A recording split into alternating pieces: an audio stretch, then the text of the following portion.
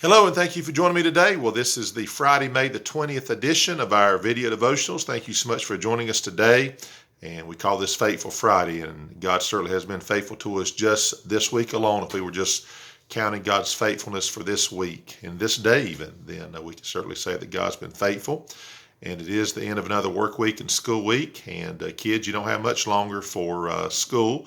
And parents, of course, have to make, I guess, a few changes for the kids being out of school. But at any rate, it's in our area here, we've got, I think we're supposed to be like 93 today. Got a real good rain overnight. And, when you have a garden and you're growing things, you really take notice of that. And so last night had a good little rain, thunder and lightning, and a good rain, and we needed that. So let's go ahead and jump into our devotions today. We're ending the book of Ezra today. On Monday, we'll be in the book of Nehemiah.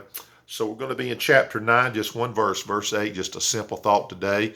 Again, thank you for all who watch the videos. We appreciate you very much, and we appreciate the prayers you pray for us personally, just in general, as we do these devotions. And then when things like sickness comes up, and continue to pray for Christy. She's getting better from her this stomach virus situation, but it takes her a lot longer to rebound than it does for me.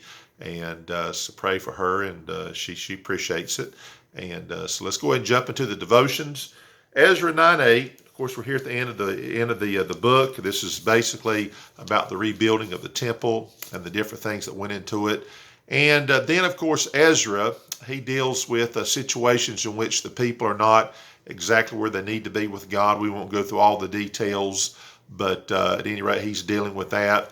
But notice what it says here in verse number 8 of chapter 9. It says, "And now for a little space grace hath been shown from the Lord our God, to leave us a remnant to escape, and to give us a nail in his holy place, that our God may lighten our eyes and give us a little reviving in our bondage." I love this phrase here where Ezra says this, to give us a nail in his holy place. Now, everybody knows what a nail is and usually what a nail's for. And here's what's really being said here. It's saying that God has allowed us to be a constant, to be in the house of God like a nail would be. When you go to church and you walk through the doors, your building is going to be different than anybody else's, but the church building itself, you walk in and you see certain things. Some churches have a door, and then you immediately almost go into what we call the auditorium, or people call it the sanctuary. You got your pews or chairs, and however they're arranged. Then, of course, you got the pulpit, a choir loft if you have one. So the point I'm making is you go in and you see the same thing every time. You expect it to be there. You don't walk in every time you open the doors and go, "Wow, the pews are still here." You just don't do that. They're we'll use the term, they're nailed down. They're bolted down. They're screwed into the floor, or they're there. You don't walk in and you go, "Man, the light fixtures, that's good. They're still here." The light fixtures are a permanent fixture there. And I think it's a blessing to know when it comes to things like the people of the church, that there's certain people that are just always there. They're like a nail in the house of God. And number one, God allows people to have that kind of the ability. We've got people in every church, every situation, where there's people what we call shut-ins. Maybe at one point they were able to attend and be faithful. They were a permanent structure. You never walked in and you never really wondered where they were at. They were always there, except for very extreme situations like a sickness or something like that. Always there. There's just some people, they're just always there. They're like a permanent fixture. And God said, Ezra was saying here about how God had allowed the people, this remnant, to be a nail in his holy place. So let me just say, as a way of an encouragement, one, I know as a preacher, when I come to church, there's some people that are just always there, and that's always encouraging. And that's not certainly the primary reason to go to church, and I understand that. But it is encouraging. And the Bible does say over there in the book of Hebrews, "Forsake not the assembling of yourselves together."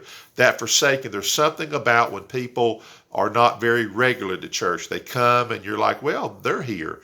That should never be said about people. I know it's always going to be. I understand that. That's not going to change. But thank God for the people who are like the nail in the house of God. You walk in and say, yep, there they are, just like I knew they would be. You expect them to be there. And just like when you walk in, you expect certain things. You don't really expect it. You just know it's going to happen. You don't even think about it. Things that are there. And that's kind of the way it is with certain people. And you want to be that kind of person.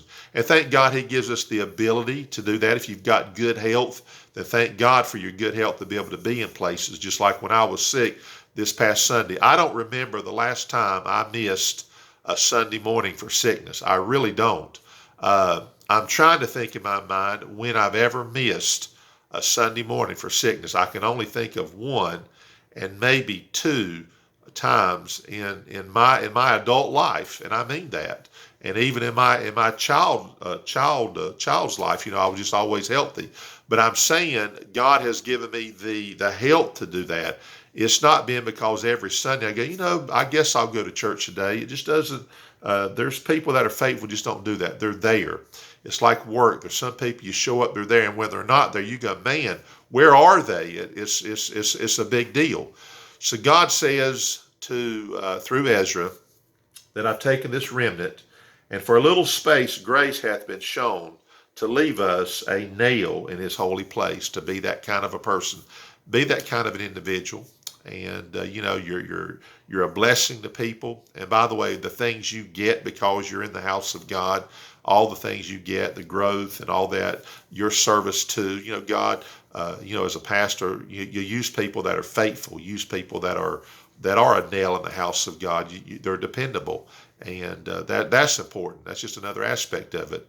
But all that to say, being a nail in his holy place, be that kind of person. If you are, then God bless you for that, and let's thank God that he allows us to be able to do that, and that's always wonderful. Thank God for the people that came before us who were examples like that, and kind of we follow in that path.